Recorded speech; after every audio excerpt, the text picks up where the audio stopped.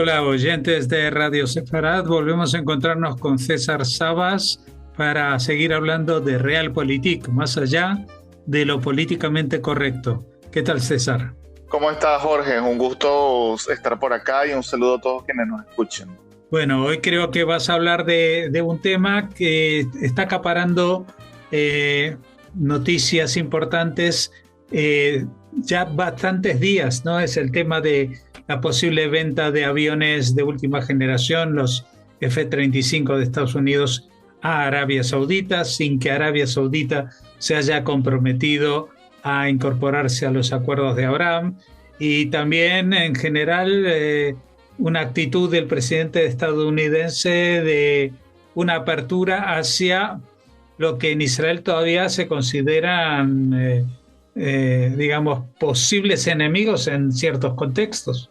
Sí, estamos hablando de que en menos de un año ya Estados Unidos ha firmado acuerdos estratégicos y de seguridad con dos monarquías árabes musulmanas que no se han adherido a los acuerdos de Abraham y pueden potencialmente cambiar el equilibrio estratégico de la región. Así que esto está generando mucha angustia en Estados Unidos. Perdón, mucha angustia en Israel, como es natural. Estamos hablando de Qatar, el primer país que firmó ese acuerdo, y después de Arabia Saudita. Empiezo con Qatar. Con Qatar se firmó este acuerdo estratégico de seguridad en el cual Estados Unidos se compromete a defender a Qatar en caso de que sea atacado, justo después del ataque que hizo Israel contra los miembros del Hamas que estaban en Qatar. Un ataque que hoy en día sabemos que falló por poco, pero no tuvo el éxito esperado. Y por el contrario, terminó presionando a Estados Unidos para que firmara este acuerdo con Qatar, en el cual Estados Unidos pues, se va a comprometer a defender a Qatar y le va a dar acceso a armamento, a tecnología y, digamos, le da un estatus muy particular. Pero lo que más, y bueno, y sabiendo que Qatar es un país que ha financiado a los hermanos musulmanes, no está comprometido hasta los momentos con reconocer al Estado de Israel y ha servido como cobijo muchas ocasiones para los hermanos musulmanes.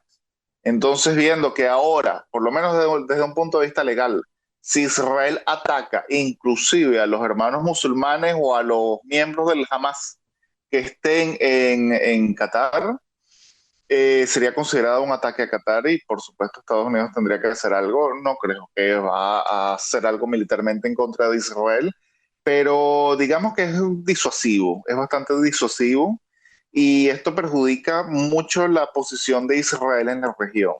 Pero el acuerdo que más está causando ruido es el que acaba de firmar hace una semana o dos Arabia Saudita con Estados Unidos.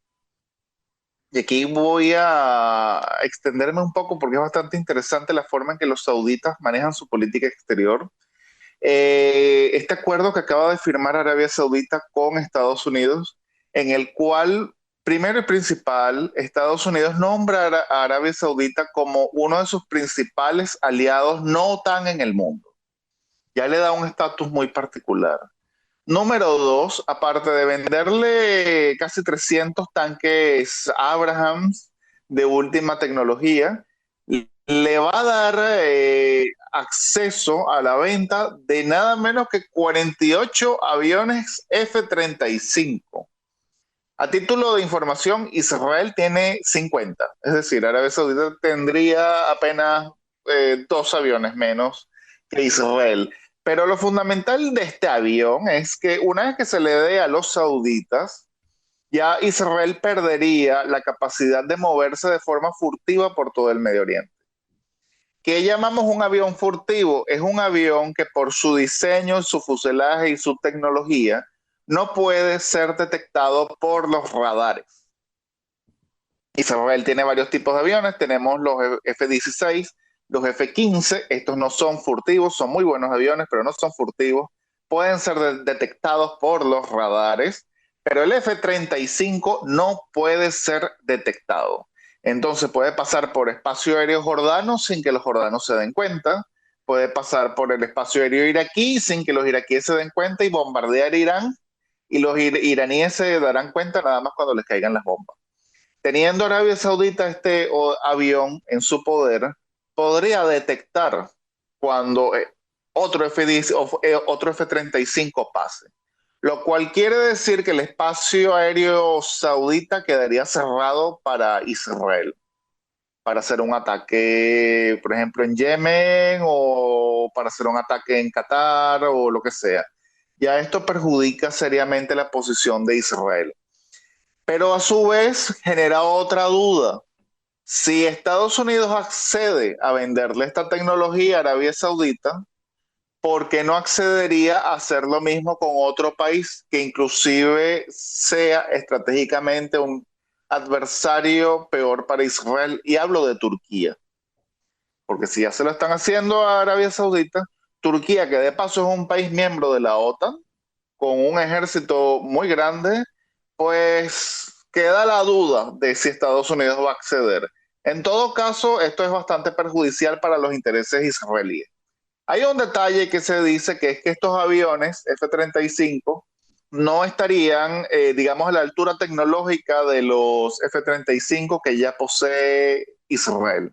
Lo cual es potencialmente cierto porque Israel todos los aviones que le compra a Estados Unidos los modifica tecnológicamente, con tecnología propia, y los potencia. Por ejemplo, antes de la guerra de los 12 días entre Israel e Irán, muchos analistas, yo me sumo, decíamos que para Israel bombardear Irán era un poco difícil porque los aviones pues podían llegar pero tenían que repostar para regresar.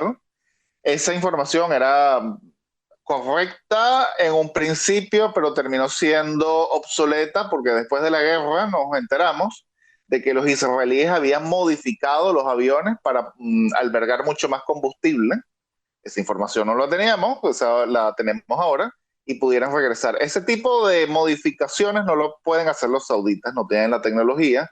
Israel todavía tendría una ligera ventaja, pero en todo caso, el que le lleguen estos aviones a Arabia Saudita es visto incluso como una traición por parte de Estados Unidos a los intereses estratégicos israelíes porque los deja en una posición peor. Y muchos se preguntarán por qué Estados Unidos accede digamos, las demandas sauditas. Pues si algún país maneja la realpolitik como nadie, es justamente los sauditas. Ellos en el papel son aliados de los norteamericanos, pero en la vida real tienen una política exterior bastante independiente e incluso llegan a chantajear. Te pongo un dato. Los sauditas compraron un Pantsir. Un Pantsir es un sistema antiaéreo ruso en forma de camión altamente móvil. Generalmente se compran varios, pero los sauditas compraron uno solo. ¿Por qué compraron un Pantsir? Como transmitiéndole un mensaje a Estados Unidos de decir, oye, yo a ti siempre te compro muchas armas, pero podría abrirme y comprarle armas a otros. Y estamos hablando de que Arabia Saudita es por supuesto que el Pentágono no quiere perder ese mercado. Un mensaje que le da. Los sauditas no reciben ayuda militar, digamos, ni ayuda financiera de nadie, más bien tienen muchísimo dinero para ellos mismos comprar, así que nadie quiere perder ese mercado. Pero te pongo otro ejemplo. En el año 2018, ya estando Trump en el poder en su primer mandato, fue los sucesos del asesinato del periodista Jamal Khashoggi en el consulado saudita de Estambul. El señor en cuestión, periodista saudita, vivía en el exilio, crítico con la monarquía, pidió su pasaporte saudita, los sauditas del consulado le dijeron sí, puede venir tal día, cuando fue.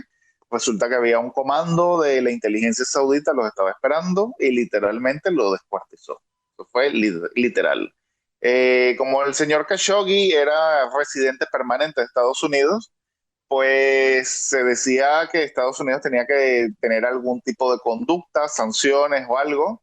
Y cuando Trump amenaza con sancionar al príncipe heredero saudí, Mohammed bin Salman, ¿qué hicieron los sauditas? Dijeron, si al príncipe usted lo sanciona, nosotros dejamos vender petróleo y que colapsen los precios petroleros a nivel mundial. Contrarrestaron una amenaza con otra amenaza. Estamos hablando de supuestos aliados.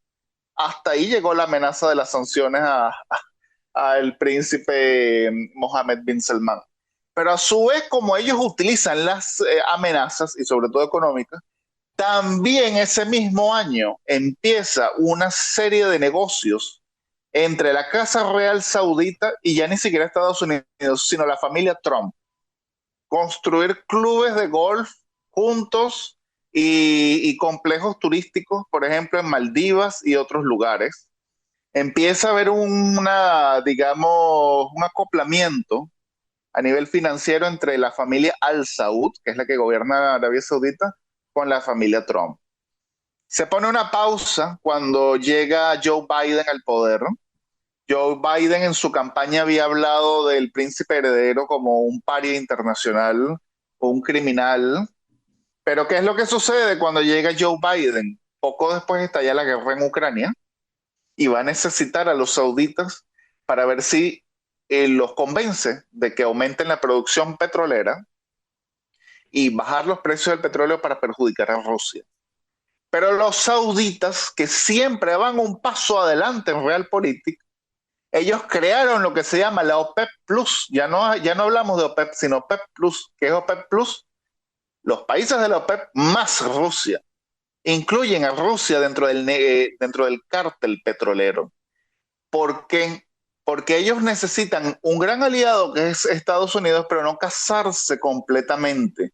Y necesitan que ese gran aliado tenga contrincantes estratégicos fuertes, en este caso Rusia y China, y ya vamos a hablar del papel de China, para que este gran aliado que es Estados Unidos más bien necesite de ellos.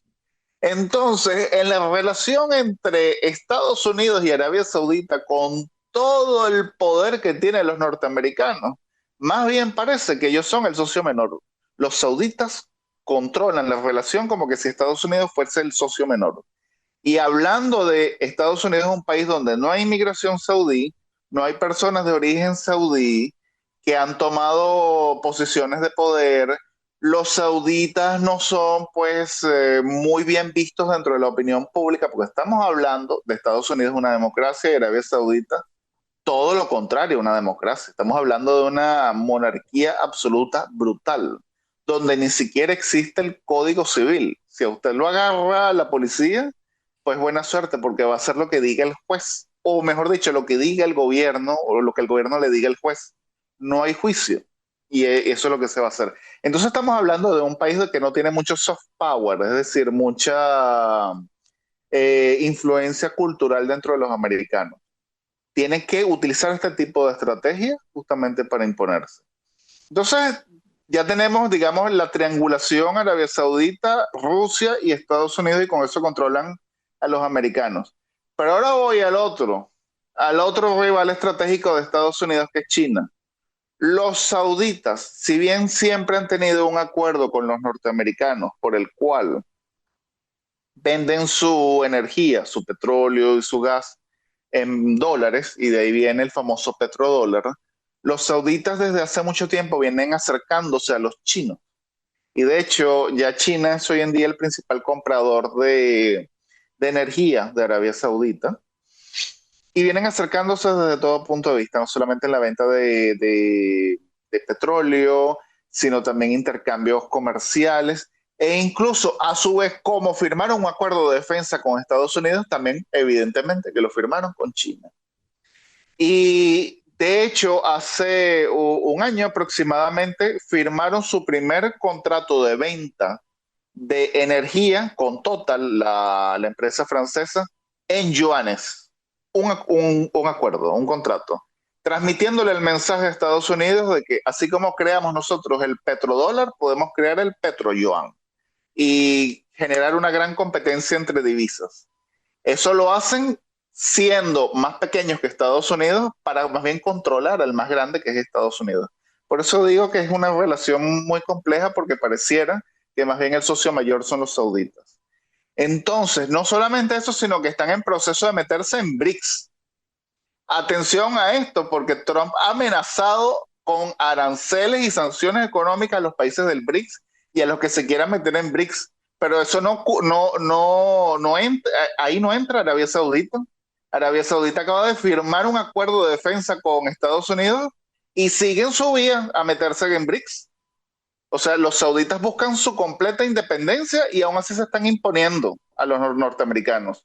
Y esto es muy importante que la gente en Israel lo sepa, porque una vez que Irán cae como principal, digamos, enemigo estratégico, no solamente de Israel, sino de los sauditas, entonces los sauditas tienen vía libre para ser más independientes y ya van a necesitar mucho menos del entendimiento con Israel. Y por eso no están todavía metiéndose en los acuerdos de Abraham, porque van a exigir concesiones de Israel, no van a hacer nada gratis. Entonces proseguimos. ¿Qué hizo que Arabia Saudita se hiciera con los aviones F-35? Muy probablemente de forma velada, una especie de chantaje. Una especie de chantaje, algún mensaje que le hayan transmitido al Pentágono y a Trump de forma privada, de que si no le vendían estos aviones furtivos, los sauditas podían conseguir aviones furtivos de otra parte. Los rusos también los tienen y también los tienen los chinos. Y eso sería la pérdida de un gran mercado para el complejo militar industrial americano que en efecto no quieren. Y cómo los sauditas logran, digamos, hacer que su aliado ceda, pues abriéndose camino. Si los sauditas rompieran con los rusos y rompieran con los chinos, los sauditas no tienen alternativas, no tienen opciones. Entonces Estados Unidos tendría el monopolio.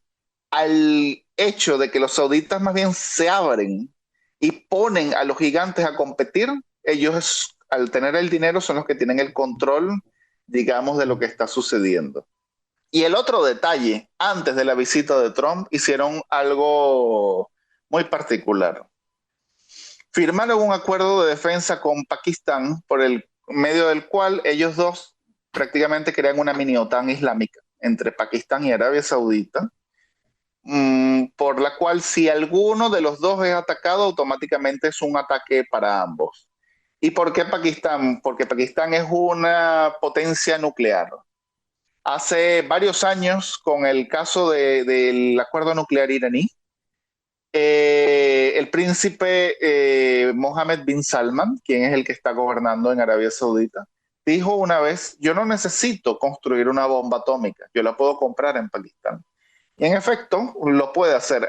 Arabia Saudita tiene, porque ya se lo han comprado los chinos, misiles balísticos de largo alcance los chinos, en los que pueden portar un arma nuclear. Pero Arabia Saudita no tiene armas nucleares. Entonces, ¿para qué los había comprado si no tiene armas nucleares? Pues justamente pensando en Pakistán, Pakistán tiene armas nucleares, pero necesita dinero. Pakistán subsiste financiado por los sauditas. Cada año llegan miles de millones de dólares en ayuda y de inversiones sauditas en Pakistán. Y por supuesto que los sauditas tienen a los pakistaníes agarrados por el cuello.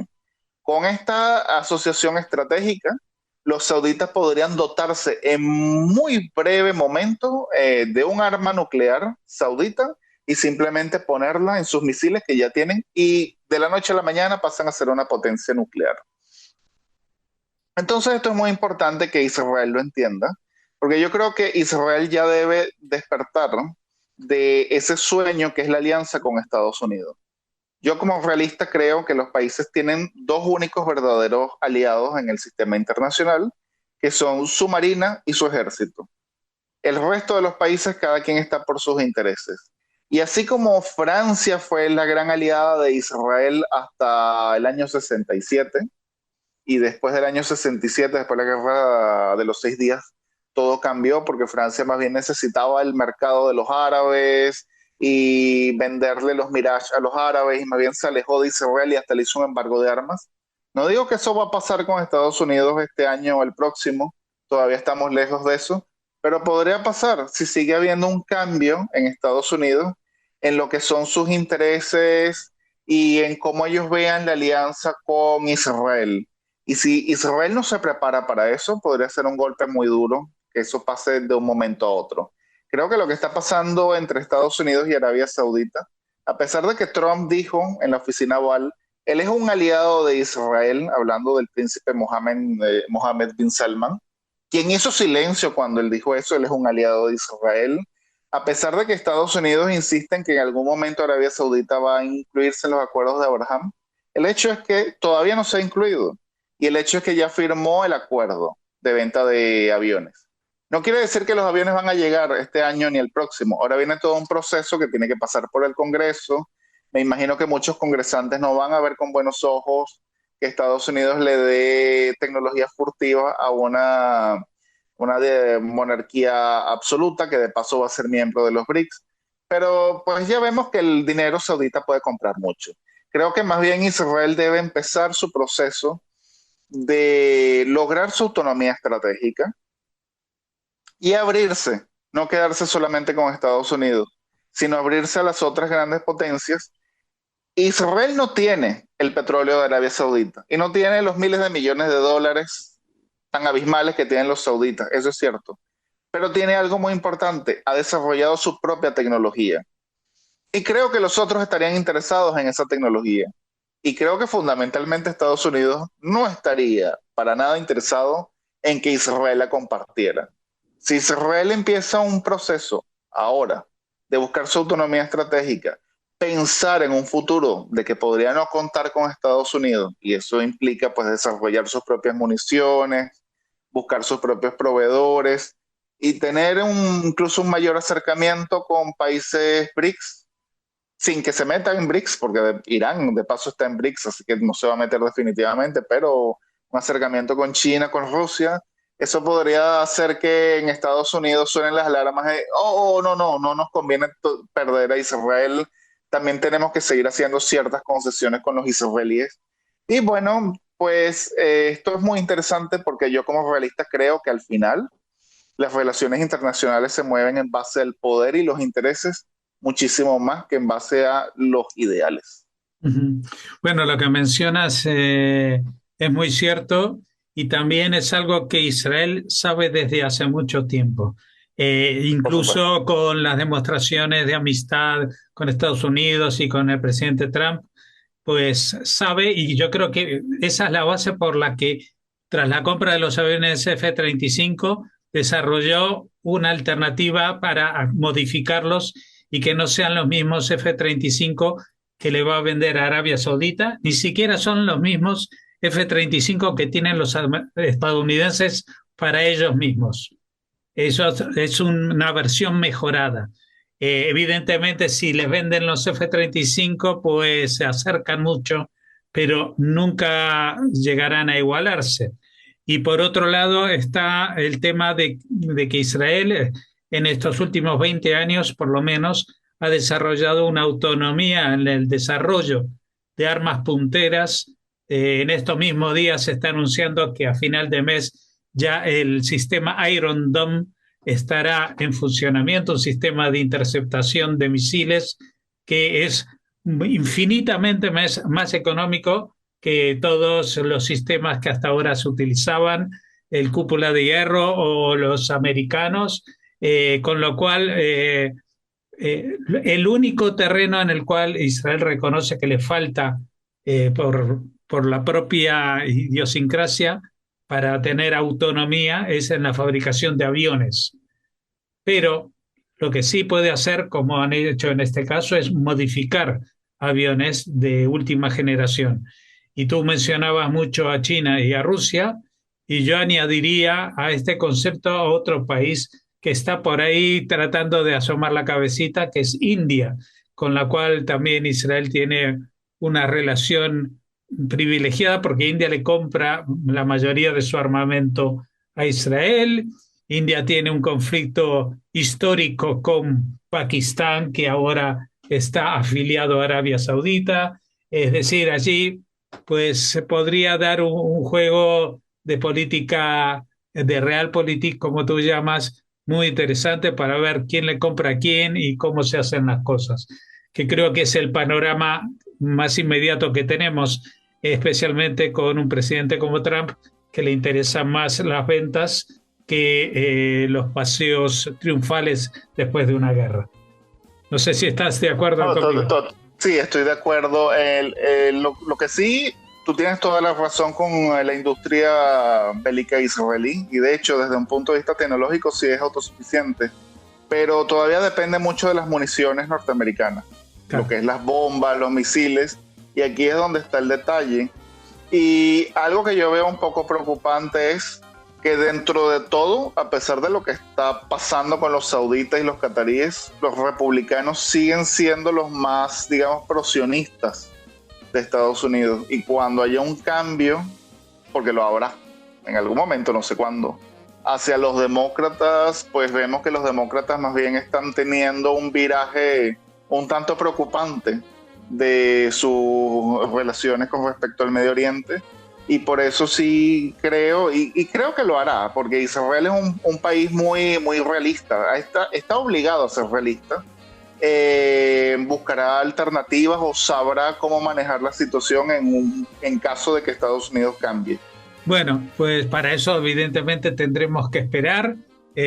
Aquí lo único que hacemos es aventurar hipótesis de lo que puede llegar a Claro. pasar, y evidentemente no todos los horóscopos se cumplen, así que tampoco las previsiones de la Realpolitik, pero es interesante pensarlas. Te agradecemos mucho, César Sabas, porque nos has acercado a este escenario que todavía no está del todo claro y que podría reconfigurar ahora que se ha movido ficha, que Irán se ha debilitado, etcétera, etcétera, lo que mencionabas antes, todo Medio Oriente podría sufrir una transformación que podría beneficiar o perjudicar a Israel. Muchas gracias y hasta la próxima. Siempre un gusto.